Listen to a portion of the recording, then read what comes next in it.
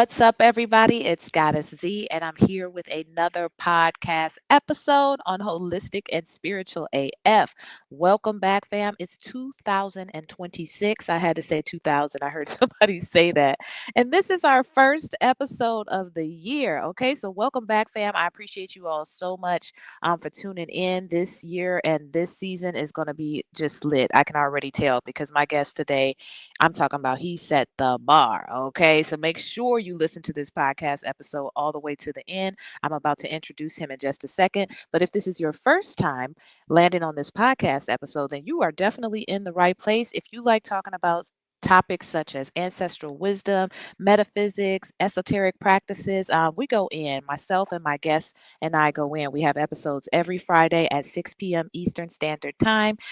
We're available on Spotify, Apple Podcasts, YouTube, pretty much anywhere that podcasts are syndicated. We are there on the first and the third Friday of the month. I have a guest like today. And then the second and the fourth, I come in with my downloads and my transitions. Okay. So let me get into today's guest because today's guest, like I said, he set the bar, y'all. I really enjoy talking to him.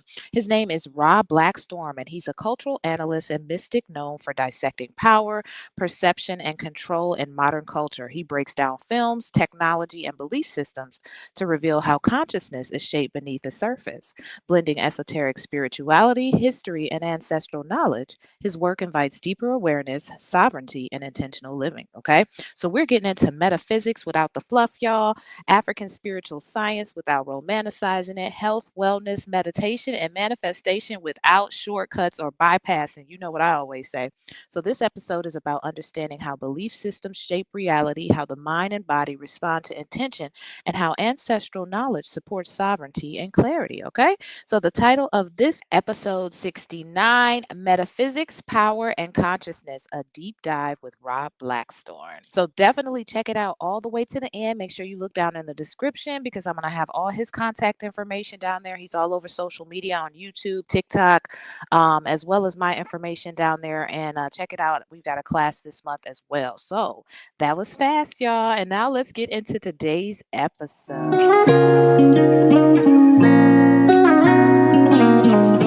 Okay, thank you so much, Ra, for agreeing to do this with me. I'm really excited to have you on the podcast. I already know my guests are going to be loving you.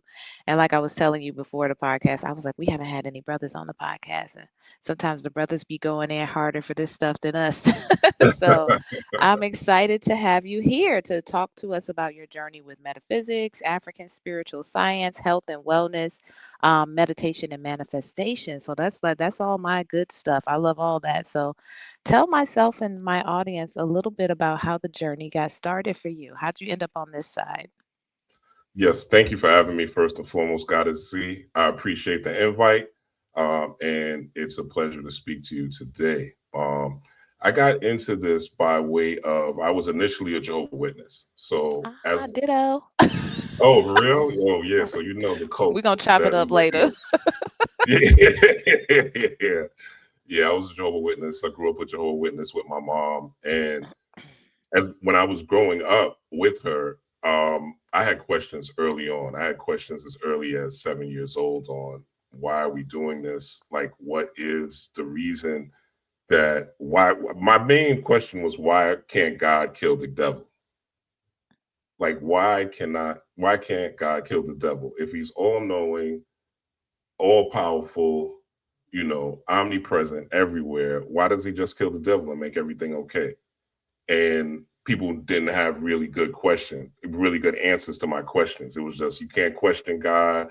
You just have to go with the flow. You're not supposed to know God's will. Man's brain is too small to comprehend what God is saying and all those things, which never really made sense to me. They never really, clicked with me. So, so, eventually though, they beat you into submission. So I got beat into submission. I started going, I started believing. And then I got caught up in a situation where, when I was a teenager, I got incarcerated briefly, but I got incarcerated for a couple of years. And once I got incarcerated, I had time, and something in me was just like, I'm going to find God while I'm here, or I'm going to go right back to the Kingdom Hall. but I always knew that something wasn't right about the Kingdom Hall. I always knew the song sucked. I was like, they Same. don't have soul in any of this music. Why can't Where the people wear instruments at? dreadlocks? Yeah, where's the organ? Like, where's the hollering? Where's the tambourines? Like, there wasn't any soul in it. I didn't like when the elders came, the way people looked up to them, especially, the Caucasians. They kind of saw them as gods and looked at them different. And this was just my observation as a child, right? So because of my voice, even as a teenager, they wanted me to get baptized really fast. They were really pushing me to become a speaker and do a lot of talks and stuff like that. But I just wasn't with it, right? And my mom was pressing me to get baptized, and I didn't want to get baptized. So anyway, long story short, I went into prison. One of the first books I read was from Niggas to Gods by Akil. And when I read that book, it just opened my eyes. And I remember like going to bed in my bunk and astral traveling at the time. And as I was astral traveling, I traveled past the Milky Way galaxy, past the Kuiper Belt, and was just literally traveling through the universe. And that dream was so profound, like I can remember it like it was yesterday. And that led me to my first journey was like more so Black history books, Chancellor Williams, Cheikh Anta Diop, um, Manning Marable, several authors, Stephen Coakley at the time, a lot of people that were just into that. And then I started getting into self-help books. So those things kind of started my journey. And then somebody gave me a book called Metal Netter that opened my mind into expansive spirituality or esoteric spirituality. And once I got that book, like it just took me to a whole nother level. And I lucid dreamed again. And it was like a similar dream, much more psychedelic, if you will. And once I had that dream, like I was like all in. It was like, okay, it felt like my ancestors were talking to me and they were inviting me places. So I started to meditate. And once I started to meditation, it came to me kind of naturally. Like I could get into a meditative trance and like now it was like probably 10 seconds then. Now it's like 4 or 5 breaths. I could get right into it. So once those things started happening and I started the process of self-discovery and self-learning, it started getting me into African spiritual science, indigenous spirituality from the Yoruba culture, the Akan culture, going into things like Santeria, going into, voodoo, Haitian voodoo. I'm studying the hoodoo here in New Orleans and things like that. And also studying Kemeticism, that's my main foundation, studying Kemet and the Kemetic sciences and the things coming from the Kemetic mystery school system. And those things just opened my eyes into learning in an abstract way. And pieces of things started coming together. Like I could see, for instance, and this is going to be one of my upcoming videos, but like for instance, I could see like how the mycelium network could compare to the fascia in the body and how they're both like similar. And then I could see like how astrology would impact me at certain times. And I could tap into my emotional body and realize my sensitivities to things. And then I started to be able to read people and see things for them before it happened, but also see things for them as far as advice and it being correct. Like, don't do this, or you shouldn't do that, or you should look at this way, or this is the right path. And, and being able to also touch people, what they call it. We are able to not, I don't know why I'm drawing a blank right now, but we are able to touch people. It's one of the clairsentience. We're able to touch people and feel them and feel their energy, which I already had as a child, but didn't know. Like, why would I touch somebody and feel like a pain on my arm, or I would touch another person and feel like my arm relaxed and things like that. So I became just curious and just a student of life. And that led me to, doing YouTube. I did my first book with somebody that I was with before, called Occult Mastery, and I did that. And then I just started getting into YouTube. And this year, I was living in New York, so New York's kind of noisy, and the space that I had wasn't the biggest space where I felt like I could flourish the most. So Spirit was just telling me like it's time to move, it's time to go, it's time to escape New York, it's time to escape New York. It's time. It kept coming up in my readings, it kept coming up in my visions. Like it's time to, meditations. It's time to go. Right. So I moved here, and my friend told me last year, he was like, "You need to get into TikTok. Like TikTok is where it's at." And I'm like, I don't know, like TikTok. I never really liked TikTok as a platform. Even now, like I mostly post and go. Like I don't stay on Right. TikTok long, but yeah, I mostly post and go. But I was like, all right, let me try it. Like, and you know, lo and behold, like one of my first videos, even though it was like a political video, wasn't anything spiritual, it did like thousands of views. And then like another couple videos did like hundreds of thousands of views. And I was like, okay, like there's something here. So I said, let me put this TikTok video on Instagram. So those Instagram numbers started doing the same thing. Okay, let me put these videos on YouTube as shorts. Those videos started doing the same thing. More than my lives, more than my 3-4 hour in-depth lives, those 3 minute, less than 3 minute videos started going crazy.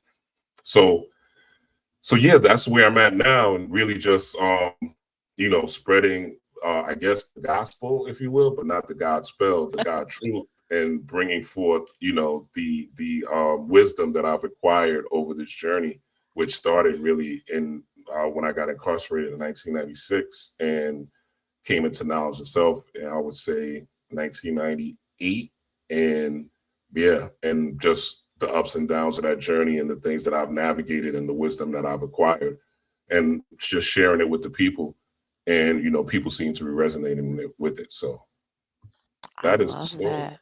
That Yeah. is a story too. That's your life, man. Like, you Hmm. know, there's so much similarities. I'm like, oh my goodness, like, he telling the male version of my story. And like when you said your journey started in 96, I'm gonna say your journey started as that 7-year-old little boy who was asking them questions. That's a Mm, real good question, by the way, which is, why can't God kill the devil? My question at 7 was, what happens to the soul when we die? mm, And those hmm. are some deep questions. They didn't have no answers for that. They was like, yeah, like No, you they said, why don't. are you questioning stuff? And they gave me some blanket answer that I didn't like, which was basically like, all everything goes back to the dust or something. I was like, nah, nah, that just never Mm-hmm. resonated with my spirit. So I feel you on that. So you were always this deeper, the soul returned were who you were. It's just that your process and your journey took you where it took you in order for you to lock back in. So yeah, you talked about a lot of stuff, and it seemed like you jumped into the metaphysics side of Hmm. things, and then you tapped into, similar to me, the traditional African spirituality and started understanding the connection between the science of that, Hmm.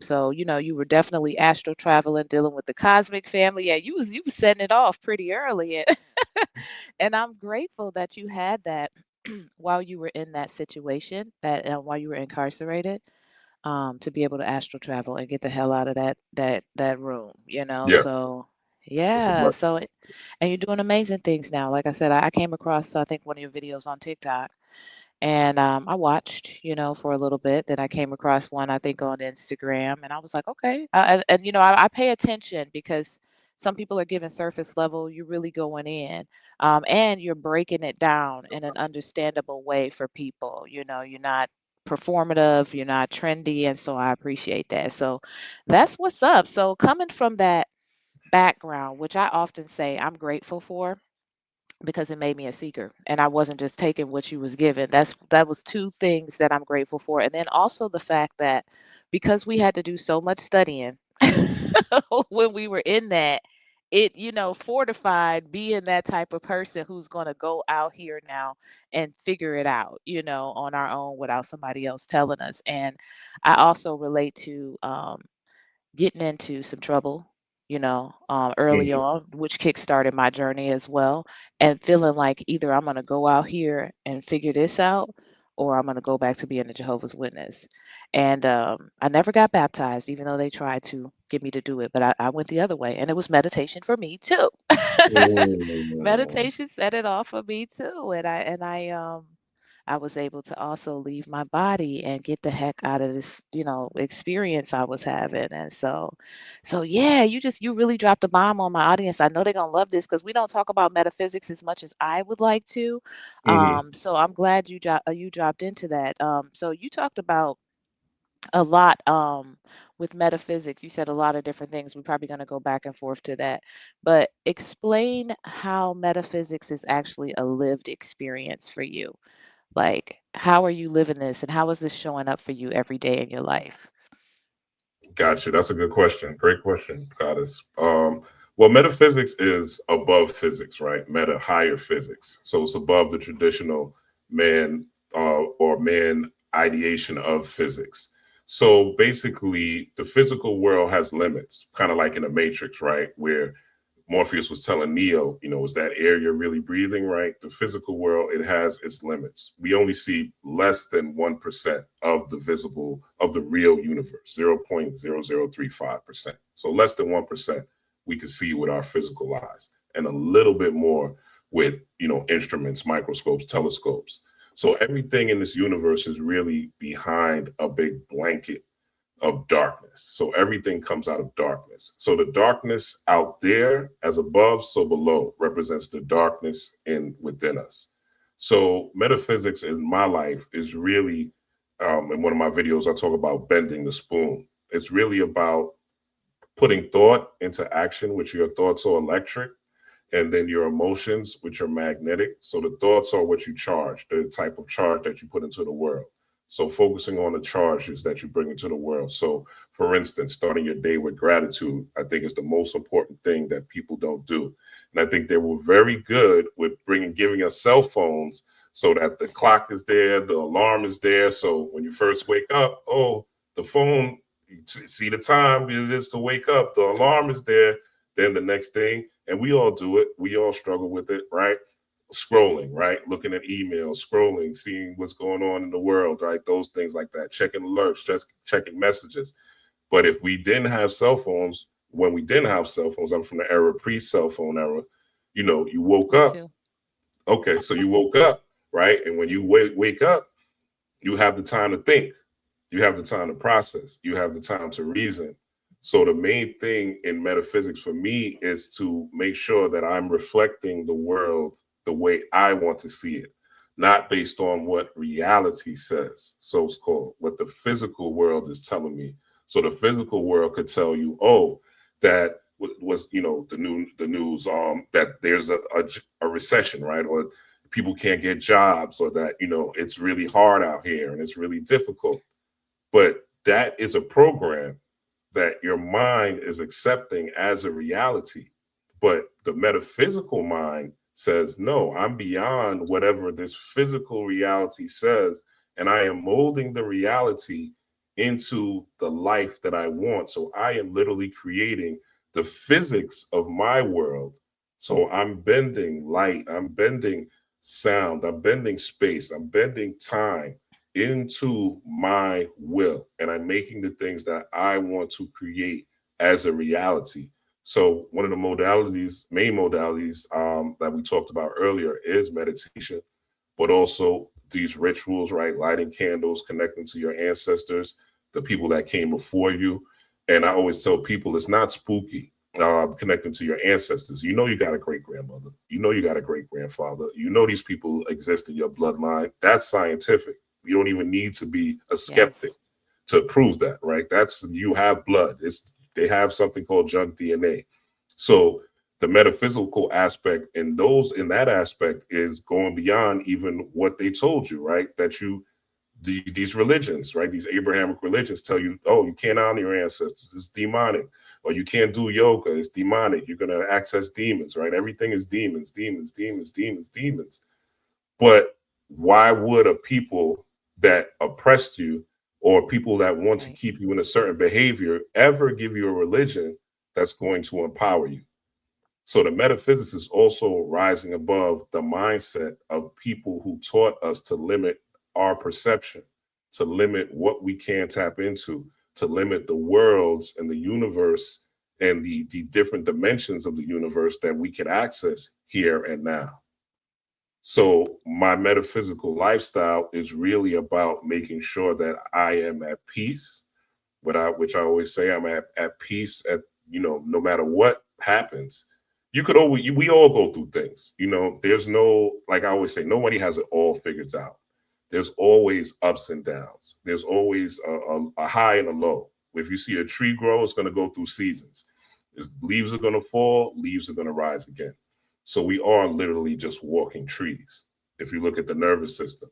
But we're going to go through challenges in life. That's to be, there's nothing we can do about that. But we could always be at peace. Even if somebody passes away, yeah, it might not be a joy if somebody close to me passes away, but I can't find peace in living, looking at their life, looking at the great times we spent, looking at, what I could do for their family in the future, et cetera, and honoring them while I am still here and honoring their memory, which is what I do. So the metaphysics is really about, like I say, can I curse? I don't want Oh yeah. to. Okay, yeah. So it's really about turning shit to sugar, right? Right. Metaphysics is really about turning shit to sugar, making and integrating the shadow as well, which is an aspect that a lot of people don't talk about because people talk about shadow work, shadow work, shadow work. Yes, shadow work is important. It's important to go back into the past and repair the trauma and look at things from a different aspect. But there's also things that you may like that may so-called not be high vibrational, right? That may not be so-called, spiritual, right? Like, I like raucous, like I like certain comedy, right? That may be a little edgy, may not be, like I listen to Dave Chappelle, I listen to Yeah. Corey Holcomb sometimes, right? This is not some things I watch boxing, these are things that like a spiritual guru wouldn't do, which I don't consider myself. I'm just a Right. man of the people who studied a lot, but these are things that, people put these labels and titles on you. And the metaphysics of it is that you're here to enjoy this experience. You're here to treat people the way you want to be treated ultimately. And really, that's it. Enjoy the experience, live it to the best. And once the experience is over, go to the next level, go to the next aspect of life. But this is only temporary, and it's really a training ground for you to rise above the animals that are here. So, metaphysically, in my perspective, this is a world for the animals. This is really a place that the animals were only supposed to be. We came here and we were placed here so that we could learn from them and we could learn our nature. And which is why you see the Kemetic deities, even the indigenous African deities, they always have animal totems. Even if you look at the sports people or the sports leagues, right? You'll have a panther or you'll have a jaguar or you'll have a tiger or you'll have a bear, right? These all animal totems representing the spirit or the energy of that particular team. So we're really here to learn, study nature, but also study the universe because we are universal beings. So the metaphysical aspect of my lifestyle is trying to study everything in life, looking at all the coincidences, which to me are confirmations, what they call deja vu, synchronicities. Even if, certain things you hear from people, you could walk by, hear something, really seeing what the lesson is, what you're watching on TV, really seeing beyond the surface of things and digging beyond the physical into the higher plane of whatever that thing, person, place is, if that makes sense. It makes total sense to me, and I love how you took us on a journey. You started out with basic applicable tools that we can use, which is being at peace, meditation, and how that kind of takes you on this journey deeper into self and the metaphysical world, and being able to start to change the program, Mhm. because if the reality that we were living in was our reality and what we were meant to be living in, there wouldn't be any need for a program. So the fact that there's so many different programs, when you talked about the phone, I'm so guilty of that because that's how I wake up every morning and it jars me out. I feel like I always get snatched out of the spirit realm and thrown back into 3D. And then I got to get up. I'm rooting for my phone. I'm trying to turn it off. And then I gotta look. gotta look. And then I plan on, let me go to some of my meditational reading, but then of course, now I gotta check and see what I missed throughout the night. So it's I think we're all guilty of that. Like you said, the fact that this was a huge distraction right here, this phone. And I'm an 80s baby too. So yeah, I remember sometimes my brother waking up in the morning and sitting on the side of the bed scratching his stomach for like 20 minutes. Like, because there was Okay. no TV, no phone. He must have been meditating and didn't even know. Mm-hmm. And that's how we grew up, and we took that for granted. And now we thought we've got these convenient little tools here, which it does has its purpose. Mm-hmm. But yeah, so it's a huge distraction, and there's so many of those. So yeah, that makes total sense. If we're trying to create a reality of our design, then it's going to require some action into it. So yeah, so metaphysics is something that can be incorporated in people's daily life without it having to be so super complicated. I think that's what a lot of people think too. And you talked about ways that we could start tapping into that subconscious to bring it forth to this reality. So thank you very much for that. And that's an everyday experience. And something else you talked about was integrating the shadow. I love that. I got a book, The 5 Stages of Shadow Work, and I talk about that. One of the stages is the integration phase. Because yeah, there's certain things sometimes I just want to be entertained. I don't want to be going so deep. I don't want to be doing this and that. And I just want to be entertained, and I'll do a Netflix and chill, or I'll go do something else, like you said. And I integrate that into my life. So I'm not so just all rigid. I do a lot of work and have been doing a lot of work. So yes, it's okay. My ancestors are totally fine. We're going to see Dave Chappelle, Right. Chris Brown, or Exactly. somebody, or Right. listen to some old school, like early 2000s rap. I have my moments where I have a flashback, so it's all good, and I think that's important for people to know too, that this lifestyle, this way of life is not just all rigid, and you don't get to have fun and you don't get to integrate things. So very well said, very well interpreted. So thank you for that. I want to move on into African spiritual science because it kind of goes hand in hand with metaphysics. It's Mm-hmm. kind of like a journey going into each other. Tell us about your experience as you started to explore some of those sciences, and um, how you discovered that this was more than just connected with the ancestors, that it actually went into metaphysics as well. Yeah. So good. Another great question. And so, yeah, ancestral spiritual science or indigenous African spiritual science. I call it, I said African spiritual esoteric technology or ancient spiritual esoteric technology. Because some people, the black community now, African is like a taboo word, but but yeah, it's crazy. But anyway, yeah, when you get into these sciences and you understand what our ancestors were really doing, they were communicating with the cosmos, right? So they were communicating with the darkness, the dark matter, the dark energy of the universe, which is within us. Because when you close your eyes and sleep, and definitely we all have had dreams where you're astral traveling, or you're going in, or you're living in another dimension, which is what I call it. You're living in the alternate version of yourself. That is the real world. That is what you are. That's when you are really tapped into your soul, your subconscious, right? What it's called, right? And African spiritual science is really about making the subconscious conscious, meaning that that particular state where you're tapped into the universe or that subconscious mind is now rising to the forefront. And as it's rising to the forefront, you're able to make decisions based on your intuitive mind versus the logical mind, versus the physical mind, versus the tangible, what I could feel, taste, see, and touch, and it goes back even to the whole Christian concept of, faith in, forgot what how they call it, but faith in the things unseen, right? Having faith in things that you can't see.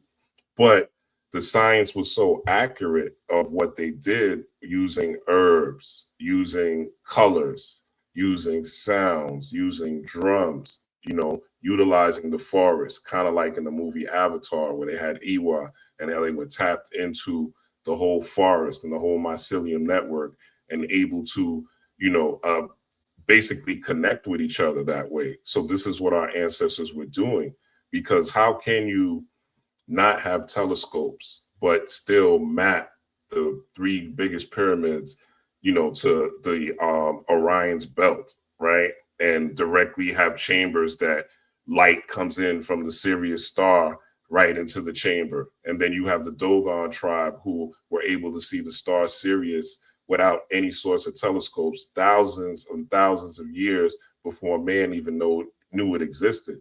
So these people were going into a different aspect of the self while they were still here.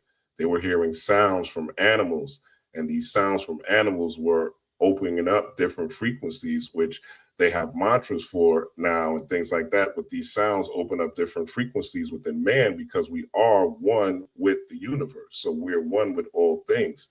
So there's a herbal cure for everything. There's a herbal cure for mental illnesses, right? There's different things that our ancestors utilized. And even just logically speaking, we have to think that before, like, we were prisoners of war, aka slaves, right? But prisoners of war. So as prisoners of war, we couldn't go into hospitals, right? We couldn't go and receive medical treatment from quote unquote white coats. So we had to get this medical treatment, do it ourselves, right? We had to learn how to use the herbs and the things that come straight from nature, the animals that come straight from nature, right? Like a rooster. The rooster's magnetic field is very powerful, right? For certain things, depending on what type of work you're doing and what type of manifestation work you do. So there's certain things that are in nature that when you tap in, it makes life easier because you're going with the current. Or, like today being the winter solstice, this is one of the best times to meditate and reprogram yourself. I know you're showing this later, but this is one of the best times. And there's different times, different cycles and things like that. Summer solstice, winter solstices, equinoxes, things like that. But certain cycles that are great for certain behavioral changes, that are great for certain spiritual changes, that are great for alleviating certain habits, that are great for, it's just like if you plant a seed in the spring, in the summer, you hope to see fruit. But if you plant that seed in the winter, right, you may not see fruit because the soil it's not time to plant that particular seed. So being in tune with nature is really what the African spiritual sciences is about, but not just the nature here on earth, but the nature here on earth and in the stars. Right. Because you see that they had the temple in Dendera, they had the whole cosmogram with the zodiacs and everything. So we've been mapping the stars for thousands of years before the Europeans even came upon us. We've been mapping the stars. So they tell us not to do these things because they don't want us to access our true power. And they tell us to fear these things. And they put these images in movies and voodoo dolls and, all Right. these things, these scary things to manipulate us. But I always tell people sometimes to get past certain barriers, you do have to look at things that may be quote unquote scary, right? You do have to look at certain deities and certain ancestors that may not look the way you expect a human being to look that's well manicured, right? Glamorous and things like that. There's certain firewalls in the spirit world where they won't let you get past that because you're not ready. You don't have the courage Mhm. enough to stand in your divinity. And that's all right. We all were there. But the whole point of growing in spiritual culture, from my perspective, is to first stand in your truth, stand into your power. That's why one of my affirmations is peace, power, and prosperity. Because to stand in your power is to always stand in who you are, no matter what. No matter what comes about, no matter what changes happen. Mhm. We seen that during the pandemic, right? A lot of people, Right. depending on your perspective and what you had to go through, we seen people that was willing to take it. We seen people that was willing to sacrifice it all to not take it, right? Everybody had to make a choice. So it's really, what are you really about when the shit hits the fan, so to speak. So African spiritual science kind of gives you a blueprint and a roadmap to go back to, and a sankofa, if you will, which is Yes. African spiritual science, to go back to and learn from the past, learn the lessons from the past and bring them now into the future, and also empower the next generation with those gems so the culture continues to grow, but also embrace the modern society and the society that you're in by innovating on those foundations, by innovating on the world that we live in now, the digital world. It's not to stay stuck in the past. It's not to stay stuck, you know, Right. wearing big leaves or anything like that, right? But it is to adapt to the world that we're in and to continue to push the planet forward. So when the next generation comes here and they are reincarnated and they come into the world, right, they have well, depending on, what type of cycle you're coming into the world as, to have it better, right? Hopefully, to Right. have it better and it's not be so difficult as it would be in the 1830s, right? Reincarnating as a black man or woman in the society, right? So so to me, African spiritual science that holds the blueprint to all. It holds the blueprint to abundance. It holds the blueprint to wealth. It holds the blueprint to peace. It holds the blueprint to behavioral issues, mental health issues, depression, anxiety, all those things. And these are things that I've healed, tapping in to certain Yes. modalities in order to develop into the person I am now, who is pretty much stress free. I can't say I don't go through things, right? But I do know I have a team of ancestors behind me that no matter what I go through, they got me. And if I'm supposed to go through it, there's a reason and there's a lesson in it. So there's never a loss, only a lesson, right? And Yep. there's those lessons, if I see them repeating, then I know, okay, I didn't learn this lesson. I have to go through it again so that I could learn it. And nobody wants to go through any hardships. you know, Nobody wants to go through anything different. We all would love to be comfortable, but the comfort zone is often where dreams go to die. So yeah, so when you come into indigenous African spiritual sciences, it's really about learning yourself, understanding yourself, and understanding where you come from. Like I said, the whole Sankofa thing, going back into the past, learning the lessons from the past, and bringing them now into the now future, and becoming the person and the version of yourself and going according to whatever your mission is, learning that mission, living that mission to your fullest, living your purpose. And your purpose doesn't have to be anything deep. It's really about what you're passionate about, right? If you're passionate about making the soles on shoes, then make the best soles on shoes, right? Continue to innovate shoe soles, right? Like something like Kanye West did. You look at the sneakers, like they're very different. They're very innovative. They're very out of the box, right? But somebody Right. needed to come here to do that, right? Somebody needed to come here just strictly to make the Yeezy Supply 750. Like somebody was manifested just to do that, right?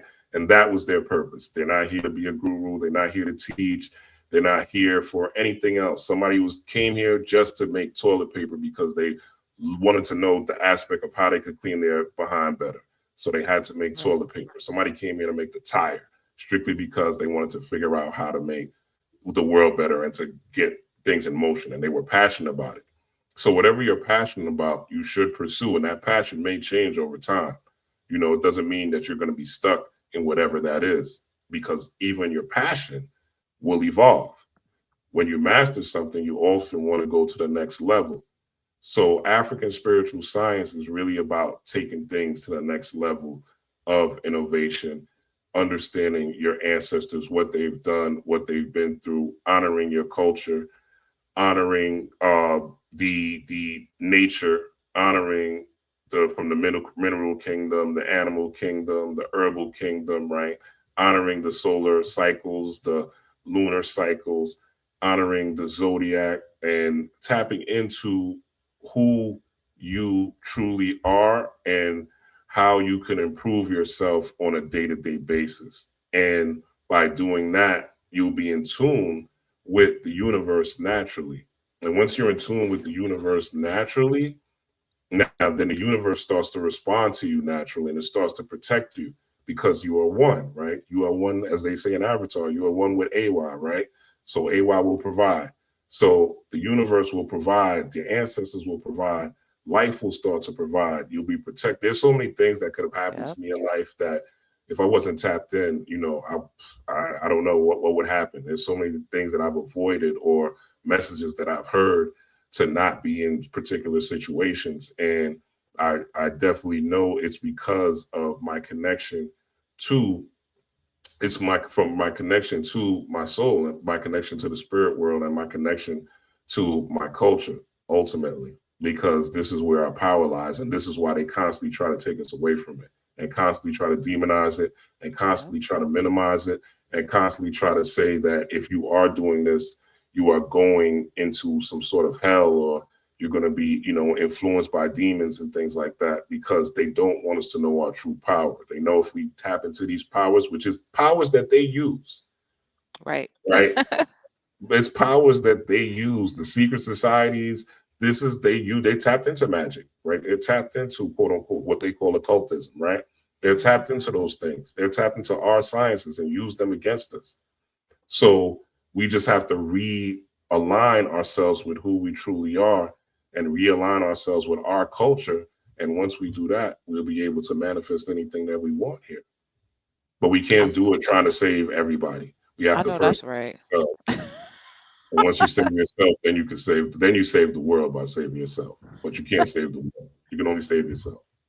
That's right. Well said. Well said. Thank you. Thank you. You really broke it down. And I love how this is like just weaving effortlessly into each other. So we talked about the metaphysics, we talked about African spiritual science, and you broke down a lot of nuggets in that.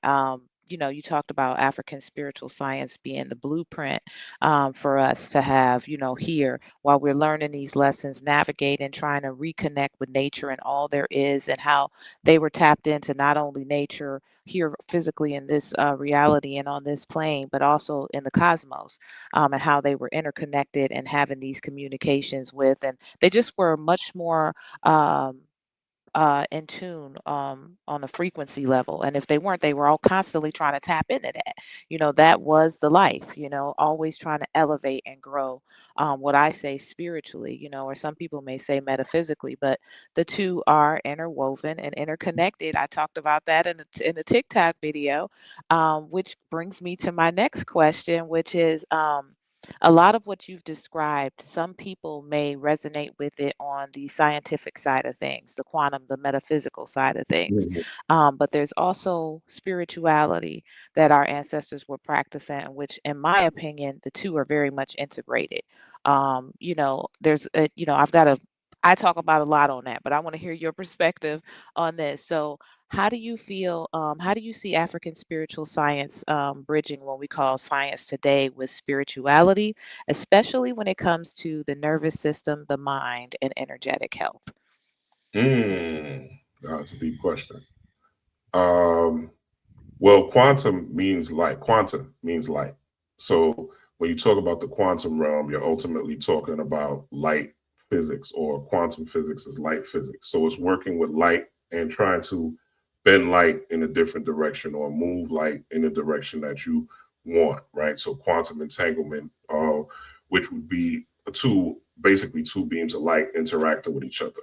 So that's what happens. Quantum physics is what happens when you're thinking of somebody and then they just happen to call you, right? That's an aspect of quantum physics, even though science wouldn't call it that, but it is quantum entanglement, right?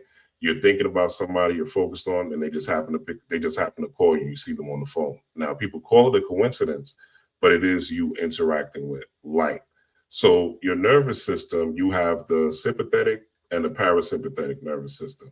So the sympathetic nervous system is where you get into a fight or flight. So that is, um, you walk down the street, a dog pops out, you're going to be scared, you're going to be tense, right?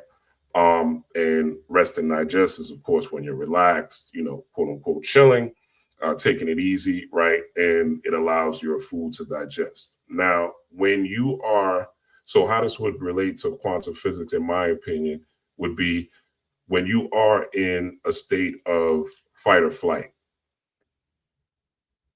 We good? I was sneezing. No, okay. All right. Just making sure. It Yeah. must have been that parasympathetic. I say. But yeah, when you're in a state of fight or flight, that fight or flight, you're not able to access light because, one, the blood from your brain rushes down to your body. So the blood from your brain is preparing you to go to war, preparing you to either run or preparing you to defend yourself. So you're not able to think. Your IQ could drop from up to 62 points or more based on the situation that you're in. So when people watch things like the news all the time, or where people are watching like fight videos, or always watching, dramas, and, nothing wrong, watch whatever reality shows you want to watch. I myself, I love 90 Day Fiance, right? But the more you watch those shows, like, if you're watching 90 Day Fiancés, Real Housewives of this, California, Atlanta, Texas, et cetera, you loving hip hop, and this is, you have these steady diets of things, right? These things are designed to put you in a state of tension. They're dramatic, Mhm. right? The news is dramatic. If it bleeds, it leads. That's what any reporter worth his ilk will tell you. So these things are designed to put you in this fight or flight state where you don't have light in your consciousness, where you're not able to see clearly, where you don't have clarity. So your quantum physical means of entanglement now is strictly here on a terrestrial realm. This is Mhm. what you would call a low frequency being or a low frequency reality, because you cannot rise past the physical body. You are stuck in the avatar, right? Instead of rising above the avatar state into an interconnected state where you are one with the universe, or the subconscious now becomes conscious. And this requires rest and digest states.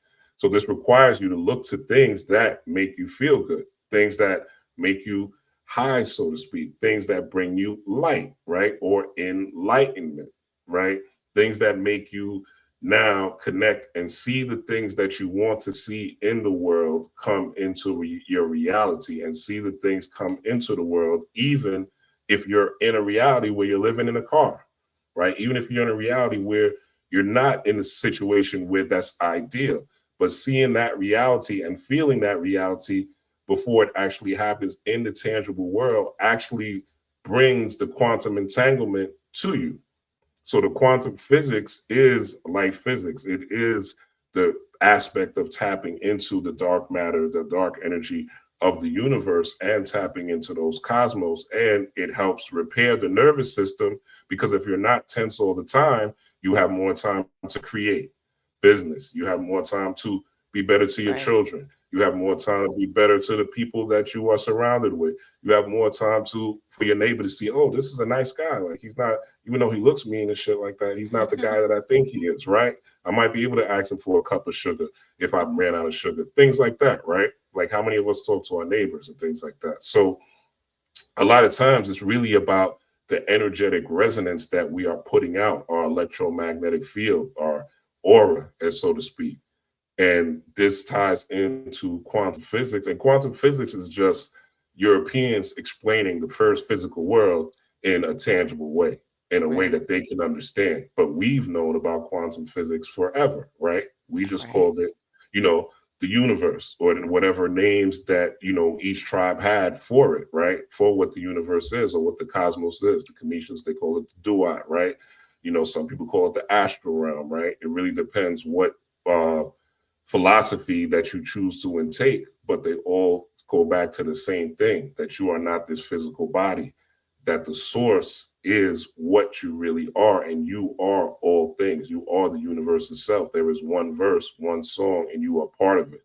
So quantum physics is the idea of being able to use a tangible things to create a reality, but it's really about you using your mind, using the light that you have within, and creating a focus for yourself in order to be able to entangle with something millions of miles away. For instance, you want a car, right? And there's a certain car that you want. Like, I remember when I was looking for a car, and all of a sudden I start to see this car on the road, and I never noticed this car before until was looking for this actual car. And now I'm starting to see it in the world. So that's quantum entanglement. The universe is trying to show it to you. So now it's more and more of your reality. And now pieces start to come, people start to come, things start to come to make this reality work for you. But if you're in constant fight or flight, your nervous system is in constant fight or flight, you're constantly trapped to the terrestrial realm, you're only going to be looking and focusing on what's happening with the two eyes and not the third eye. And Right. the third eye is where the empowerment comes. Opening the third eye is where the clarity comes. Opening the third eye is when the ancestors and the wisdom and the knowledge and the gnosis that cannot be found in this terrestrial physical world alone, but it's the things that come from the actual soul, which will allow the spirit to now be able to bring things to you. that you desire. So that's my perspective on it. I hope that makes sense. That makes total sense. And you ended it perfectly because the second part of my question was how does that bridge into spirituality? Because I'm somebody who resonates more on the spiritual side of things. Now, I started Mhm. my journey, I went into metaphysics first, meditation, and all of that stuff, and essentially came back around to African spirituality and other spiritualities too. But I got plugged into that to realize that that was, like I said, it's one and the same. It's just two different ends of the spectrum, is how I say it. But I love the way you described quantum physics and I've always known that, but just for the audience, this is a way for Europeans to be able to understand what's already inside of you, Mhm. because our ancestors were doing this way long before they needed those types of words for it. They were one with it. So spirituality.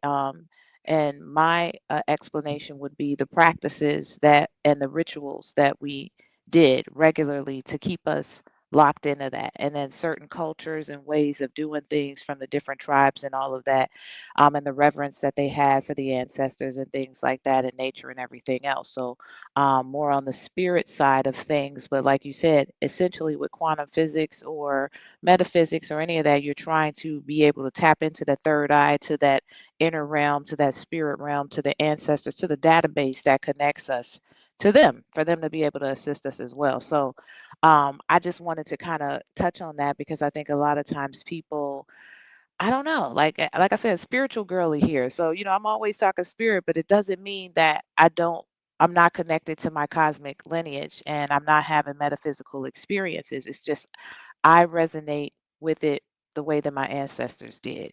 And so sometimes, and even sometimes, people can break things down on a knowledge level. For some people, that's them. You know what I'm saying? That's their soul return. I'm more on the priestess healer side of things. So I tap in from a different frequency. I'm able to pick up things like, so if somebody's saying something, I may have never heard it before, and I can pick up on it and resonate with it as true, and then I go research, that kind of thing. Or just like I can do the same thing with if it's not, like if it's off, like, or if it's not for me, period. Like, and plus I got a whole spiritual council and gang, like that ain't got nothing to do with you. Leave that alone. Like, that's none of your business. You don't need to get into everything, that kind of thing too. So yeah, thank you for breaking that down.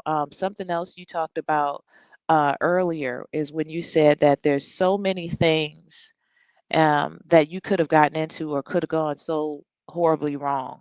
But because you got your ancestors there, you got this relationship with them and they keep you protected and covered and warned and all of these different things. And that's a big part of the reason I think that those of us who've been on the journey for a while, why we do this, why we keep doing this. Because before, stuff was happening to us because Right. we were we were not online. We weren't conscious, to what was happening. We may have had pocket moments of our true self kind of peeking out, but we weren't consistently walking and living this life as a conscious being all the time. So you talked about a lot of great things. And I think it's very interesting too that most of the people that come on the podcast and that I know that end up tapping into this part of themselves, we all go through this journey of knowledge of self, starting with who we are as Black people in this lifetime, and that Sankofa journey, going back to, a lot of the master teachers and things like that who were here, and then we start branching back further and further. But I think it's part of it. Like, you just got to know who you are. Like, but You then gotta know who you are. yeah, you got to have knowledge of self, and then you really have to know who you are. Like, as a soul coming back. And I think that process is also necessary. So, very, very amazing. I love it. I love everything that you said. You breaking it down too, and you're breaking it down in a easy to understand way. Yeah. That's what I try to do because we're all fractals of this particular Right. universe, so we're all different aspects of the soul, and we're just here to fulfill whatever that aspect is and make up for whatever the past life, from my opinion, make up for whatever the past life mistakes that we made in order for us to come back into this avatar. And maybe for some of us, it's not even that we made mistakes. For some of us, we just want to come back to help propel the world forward and give people the light or give people an example of what you can become. So it's really about us really coming in tune, like you said, with who we truly are and what we are truly here to be, and not trying to be anybody else. And mainly knowing that we are enough as we are. Like, I think a lot of people don't think they're enough now. Like, they don't, Mm. because of Instagram and, social media, and so many celebrities are, in our face now that they weren't, in the 80s and, early 90s. There's so much connection now that people think that they have to be this, or they're not somebody, or they're not fulfilled. And Right. you already are somebody, right? We're just always on this constant state of growth. And as long as you know you're going to continue growing, everything's going to be okay. Absolutely. And I love that too. That's very important for people to know. So I want to, and you handling these questions, you're doing great because I'm Thank giving them to you. I'm like, yeah. I'm like, oh, he knows. So I'm like, I'm going to give you some hard questions. Yeah, yeah, throw them at me, throw them at me. This is mental exercise. I haven't done this in a Yes, while. this is So good. yeah, This is good. You're yeah. doing great. You're handling it. So the next thing I want to talk about is I want to talk about meditation as ancestral technology because Mm, this is something that, like I said, I started out on my journey almost 22 years ago. I'm gonna stop telling people that. um, and it was meditation for me. And like recently, about a year and a half ago, my ancestors was like, okay, we want you doing meditation and taking it to the people. And I work primarily with Black women, or I work with Black women. And I want to see this for us more. And I'm learning so much along the journey. So I want you to kind of explain to us like meditation as ancestral technology, um, like and how you understand meditation in your journey. another great question. I appreciate it. So, meditation as ancestral technology. Well, the thing is, when you go into meditation, you are in a theta brainwave state. And when you think about theta, right, the word theta corresponds to the word theater, right? So, when you're in the theater, what happens? You're looking at a blank screen and you're looking at images projected to you, right? And scientifically speaking, when you are in a theater, in a movie theater, you and all the other patrons that are watching the movie, everybody's brains, what they call hemisyncs. So everybody's brain is literally on the same frequency at the same time during a movie theater. That's why it's very important, especially for people who like horror franchises and things like that, to be careful who you're going to watch those horror movies with, right? Because Mm. all y'all brains are syncing up. You know what I'm saying? So you have to really be careful with what you're watching in the theater and who you're watching in the theater with. But I say that to say that coming into meditation is you getting into that theater state for yourself. So you're basically creating your own theater. You're in the darkness and you're be able to project on your mind whatever scene that you want to see. And sometimes there's commercials, right, during that scene. So you might be thinking about a bill, right? You might be thinking about the kids. You might be thinking about what happened 2 years ago. You might be thinking about that girlfriend or boyfriend who broke your heart, right? Those are little commercials within those times. But in those commercials, just like a real commercial, right, there are things you could buy that you may want to purchase or you may want to keep for yourself. And there's the things where you just let that commercial slide. Like, I'm lactose intolerant. I don't eat Kraft cheese and macaroni. So I'm never going to buy that, no matter how much that commercial comes by. And eventually that commercial will leave as you do the practice more and more. But it's really about, to me, it's really about, like, I call it control alt deleting certain mindsets, certain things that you have, certain ideas. And I remember, going back many years ago, but I remember when I first started, there was so much going through my mind. It was hard for me to have a singular focus. It was hard for me to have a singular vision because it was like I was opening up a fountain. So when I tell people, when that first started, I'm like, realize you're going to open up a lot of thoughts that you didn't even realize that you had suppressed. And you have to be willing to face them. You have to be willing to look at those commercials and see what works for you. Now, in our ancestral space, our ancestral mediums, right, or the shamans or the mediums, you would go within in order to channel either certain ancestors, right, certain deities, or certain wisdom, right, tap into the subconscious or the soul mind in order to, or the oversoul, if you will, in order to be able to manipulate and create reality, which is what magic is, right? Manipulating and guiding intention cause knowingly. Magic, Magick. So, in order to use magic, in order to manipulate the world on your behalf. So, our ancestors How did the Dogon see the star Sirius, right? Without a telescope. They had to go Exactly. within in order to see that inner light, in order to be guided to for where to see that. How do you see, the Orion's belt and be able to map pyramids according to the science of pi, right? Exact and things like that. And these beautiful structures where light would come in, Abu Samel, where during the winter solstice, there's a light that literally hits the statue right at the precise point when it's at its peak. Like there's these sciences, they didn't have telescopes, they didn't have microscopes, they didn't have these high powered things that Right. we have now in the tangible world. So how they did that was going within, going into the subconscious mind, and now turning on that theater. And that theater now is able to expose them not just to this tangible physical world, but to all worlds, to all ancestors, to tap into the whole bridge of reality and realities that have ever existed. The Because real this, network. the real network, the real internet, right? Not the Yeah. internet, the internet, right? The real web, right? So we didn't need the cyber world, right? We had Hmm. the cipher world. We had the circle of time to work with. So they gained wisdom from the people who came before, right? And utilized that with the wisdom that they had now, and were able to create beautiful, productive, powerful, peaceful civilizations that that people still revere to this day, that people still tap into this day. People are still using the mystery school system. People are still using the signs and symbols. If you look at the designers, the Louis and the Gucci and all that, they're using patterns that are still in Africa from this day, right, to make these particular designer clothes. But these things came from the mind of men and women who were tapping in to their soul, who were tapping into their subconscious, who were bringing things from the inside out, not the outside in, right?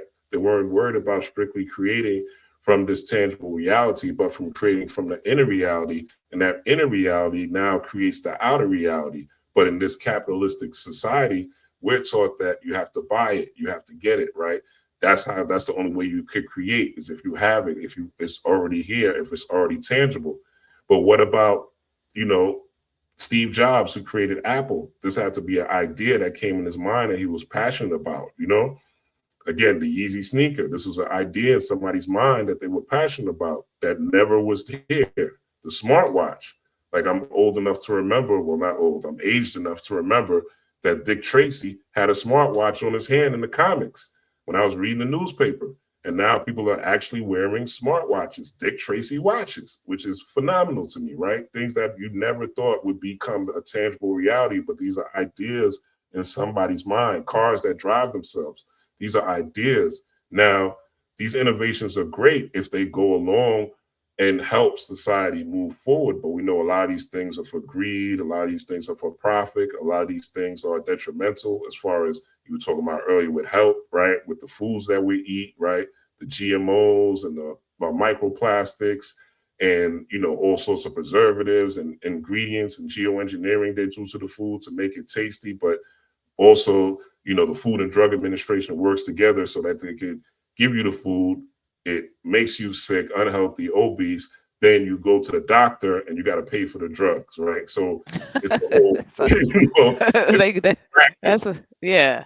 Yeah, yes. It's why it's called the Food and Drug Administration. They work hand in hand. Right.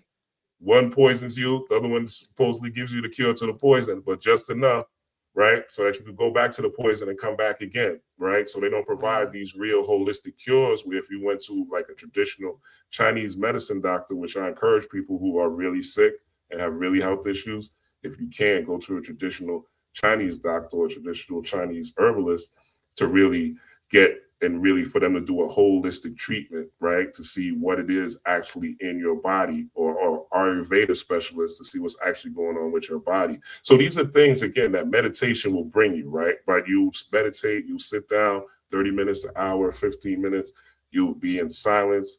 Your theta waves will go up, that screen will pop up on your head, and things will start to come to you. Things will start to come to you. Visions will start to come to you. Even Hmm. ancestors, you communicate with ancestors. You see visions of ancestors. You see visions of deities. You'll have all these things of psychedelic reality without taking psychedelics, right? I'm not against psychedelics. I've taken psychedelics before. I know that's not what you asked, But That's just all want to good. put that out to the audience. There's nothing wrong with taking psychedelics, but my personal perspective is psychedelics is not supposed to be a crutch that you're relying on. What you're supposed to rely on is this body, this avatar has enough. The pineal gland has enough. The two hemispheres of the brain has enough.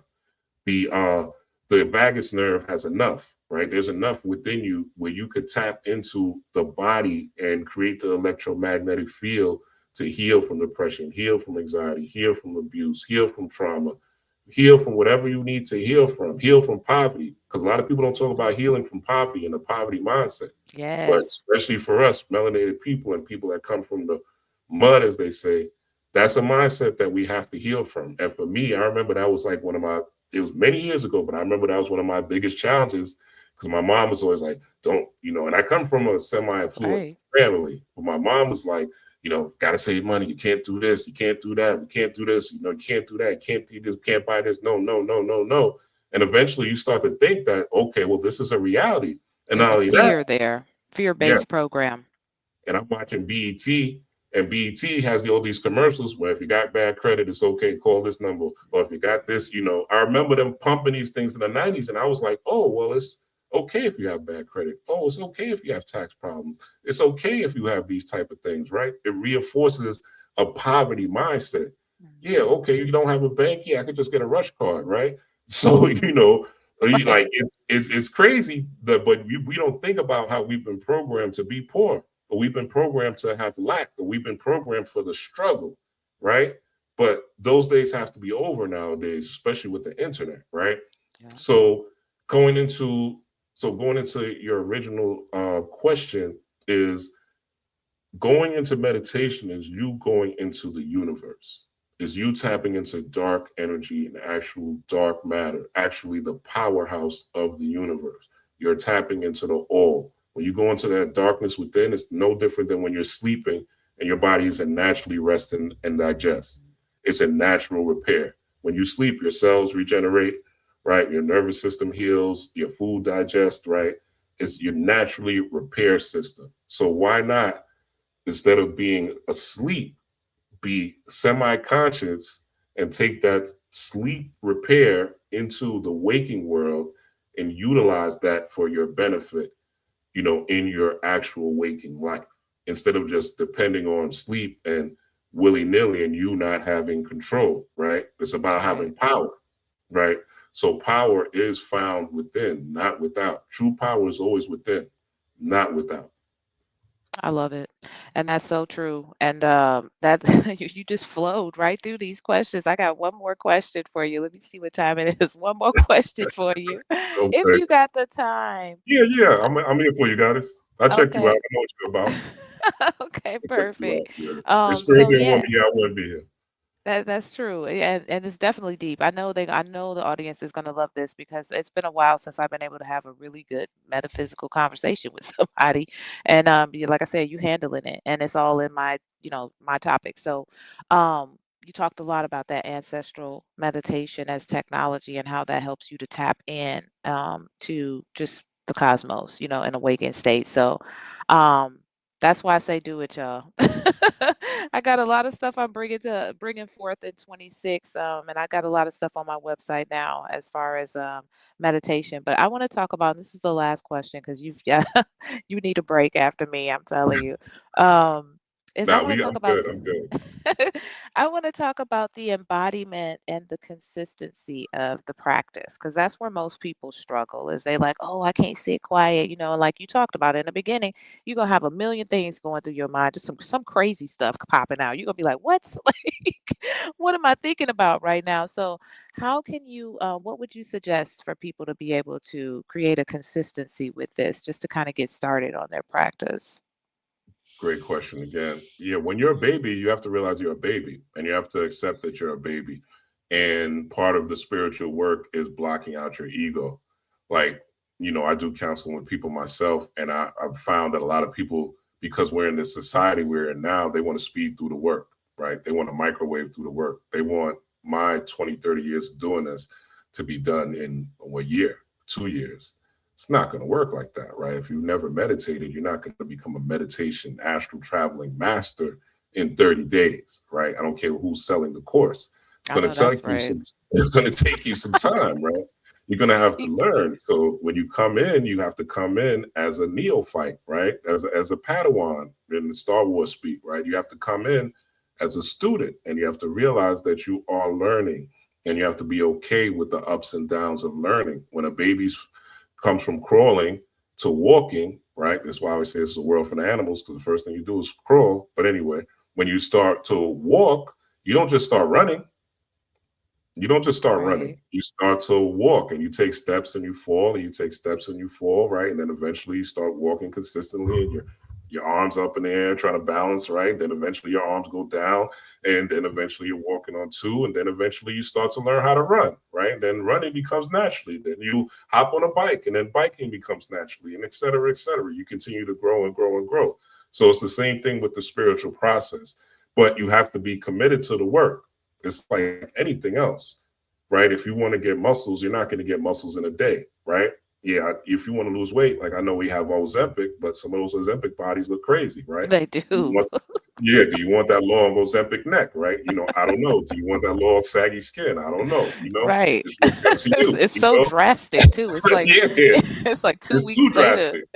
Yeah, it's too drastic, right? So, or do you want to get it the right way and put the time in so that everything is proportioned? You look good. Now, I'm not knocking anybody who has, weight or anything like that. I'm not going there. I'm just saying, using that as an example, so to speak, right? I know some people have different health issues, but using that as an example, right? With the spiritual work, it's the same thing. You want to put in that same work day to day in order to achieve your reality, the spiritual reality that you want to manifest and achieve the spiritual power that you get from doing the work. You're only going to get big, strong muscles by putting in a lot of work. And the consistency is you seeing, and you have to, I always tell people this is a science. So with a science, you have to experiment, right? So if you're lighting candles and you're not seeing something work, right? You have to try something different. Maybe that candle is not the thing for you. Maybe that herb is not the thing for you. Maybe that particular spiritual system is not the thing for you. Everybody has whatever system is going to work for them is going to work for them. I like to dig in all, including the European, but my favorite is my indigenous peoples, right? But I'll tap into, like, I'll use a Solomon seal for certain things, right? Depending on what I'm doing. I'll use a Solomon seal, which I've seen work. So I'll continue to use it. So you have to be willing to experiment, and you have to be willing to stay out of your comfort zone. And the more you're willing to learn, the more you have the desire to learn, the more the rabbit hole will open up for you. The more you start to, as they say in the Matrix, when Neo saw the girl with the white rabbit, right? He followed her. You'll see your own white rabbits to take you down the rabbit hole, Alice, to Wonderland.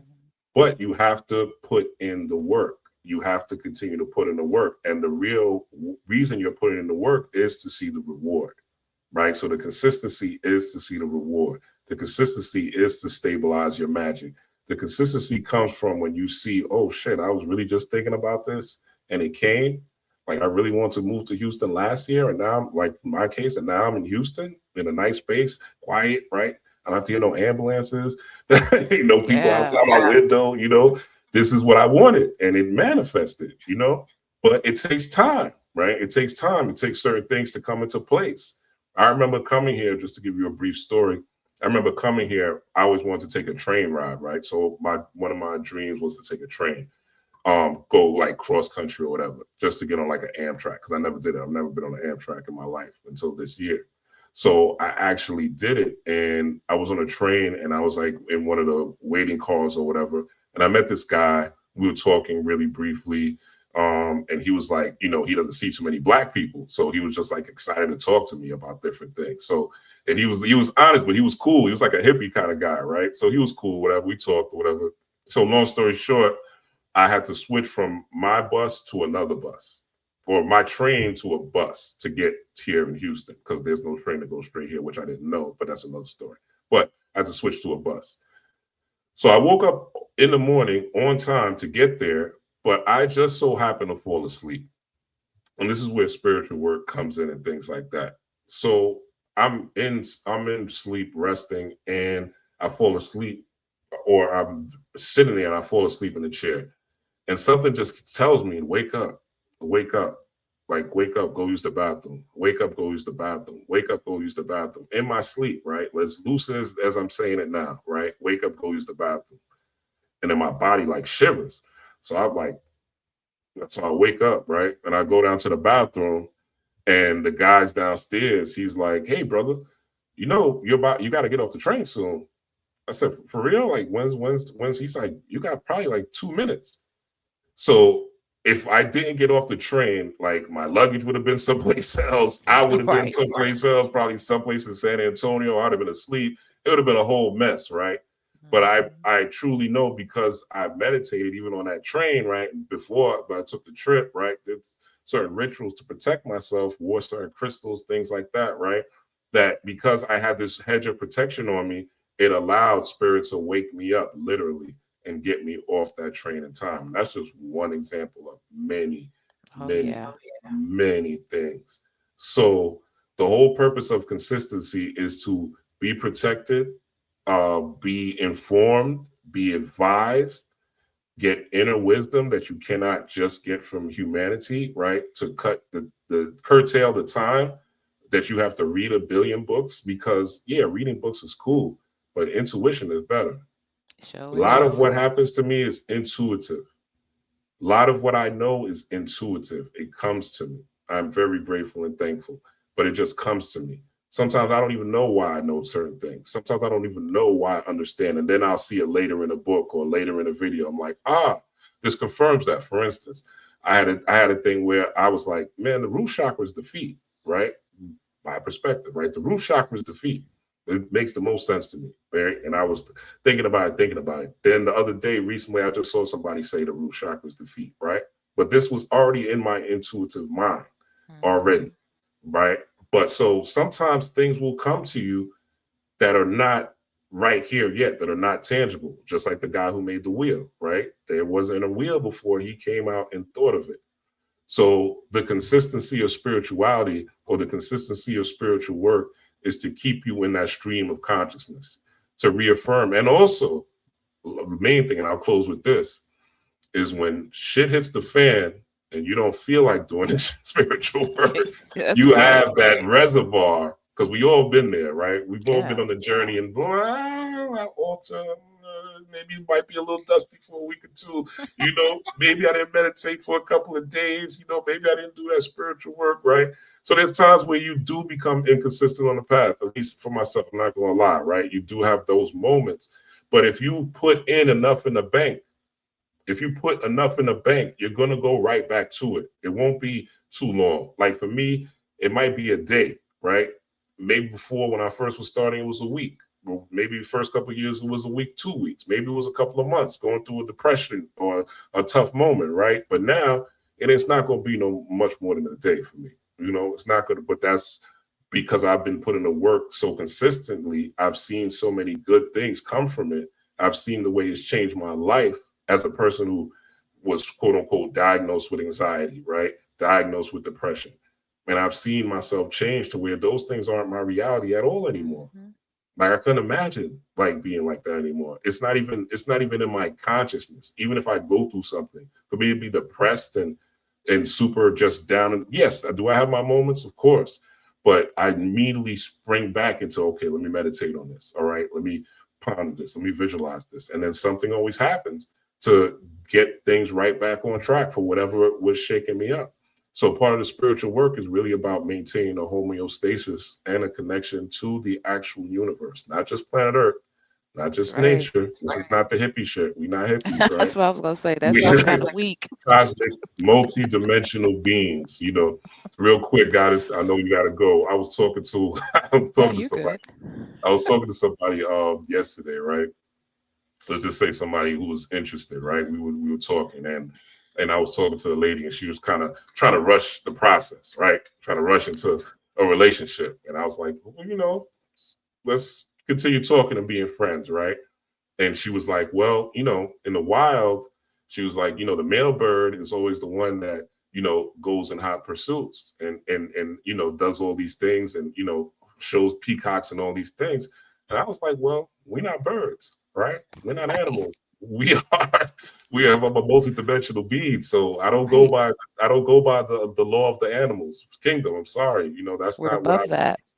yeah, I'm way above that. I don't relate to that world.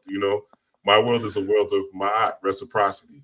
So what you give, the energy you put out, is the energy I put out, and that's what we'll do as we get to know each other. And if it's a right fit for both of us, then we'll move on like that. But and she didn't take that too well, so that was unfortunate. But I say that to say that people are will try to put you in a certain box or make you feel a certain way, and spirituality will allow you to see them for who they are That's and right. allow them to see and allow you to see what they're about and allow you to protect yourself and put out boundaries when you need to. you know there's a time for high vibrations, there's a time for kindness, there's a time for acceptance, and there's a time for no too. Yep. There's a time to bark, there's a time No, for it's the animal, spiritual. and it's all spiritual. It's all spiritual. And it took me a I, long time to understand that, because we yep. taught spirituality is peaceful and love and light, and just be Mm-mm. nice and just be kind, and but there's times when you can't. There are times when you just can't do that, and we've all been in situations where that's not a reality, especially if there's situations where you have to survive or things like that. So you have to really be realistic and really, okay, if I'm in this particular mode right now, how can I get to a high vibration, or how can I get to a space where I am able to oscillate freely? And it took me a long time to be able to oscillate between the frequencies, so to speak. But I'd be lying to say I'm high vibrational 24/7 hours of the day. No, I like to talk shit, right? I like Too. to talk to my Me, friends. me You and know my what I'm saying? ancestors have roast Yeah, sessions. What are you yeah, talking yeah. about? Right, exactly. Like I like to party. I like to listen to music. I like to dance. I like underground, hardcore hip hop. I'm never gonna Right. stop doing that. You know what I'm saying? They talk Right. about shooting people a lot, but I'm not gonna stop. But Right.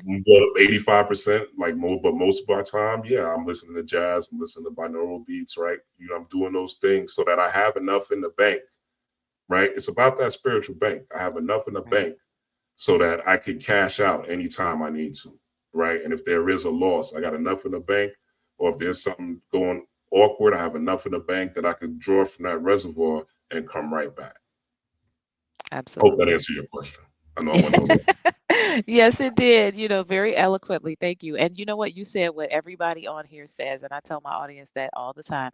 You gotta do the work. There ain't no way to get out of it. Like you want something, then you have to put in the work, and then you also have to have a practice, and that's that consistency. Just like anything working out, you start one place, you put in the work, you get to a certain place, and now you've got to maintain that, in order to elevate to the next phase. And so it's the same thing with meditation or any other spiritual practice. And you basically just said that. And also honor where you're at. If you're a beginner, be a beginner. Like don't shoot for 30 minutes, shoot for 5 minutes. That's what I tell people. 2 minutes, whatever you can do, and try to increase that. Yeah. So, thank you so much. This has been a very loaded episode. Y'all gonna love it. Oh my goodness, this is an hour and 20 minutes. We did Oh that. wow. I definitely got to have you come back. I got some other things coming up in 26 too that I'm gonna invite you to as well. But yeah, thank you so much. This has been very, very enlightening. Tell my audience how we can find you, or if there's any last closing remarks you want them to know before we get up out of here. Yeah, you can find me on pretty much every platform, Ra Blackstorm. Well, the YouTubes, I'm not on Twitter because I think it's a cesspool, or X. But other than that, I'm on YouTube, I'm on Instagram, Ra_Blackstorm, and I'm on TikTok as Ra Blackstorm as well. And yeah, right now I'm really pushing. I have a website coming soon. I have a book coming soon. I'm pushing more so these yearly alignment readings. So if you're looking for a reading, you can definitely hit me up, or a session just to get some alignment on the new year. I have many years of experience. I've been through a lot of ups and downs and things, and former quote unquote street nigga. So I definitely am a person that is not above the fray at all. I've been the highest of corporate America and the lowest of street culture. So I have a lot of experience. So yeah, definitely tap in with me if those are things that you're looking to get into and looking for some enlightenment and direction. Awesome. Awesome. Well, y'all heard him. And as you know, I'm going to have the information down in the description. So be sure to check that out, where you can find him. And, that is it, y'all, until the next episode. Thank you so much. Thank you, Goddess. I appreciate your time. Thanks for having me.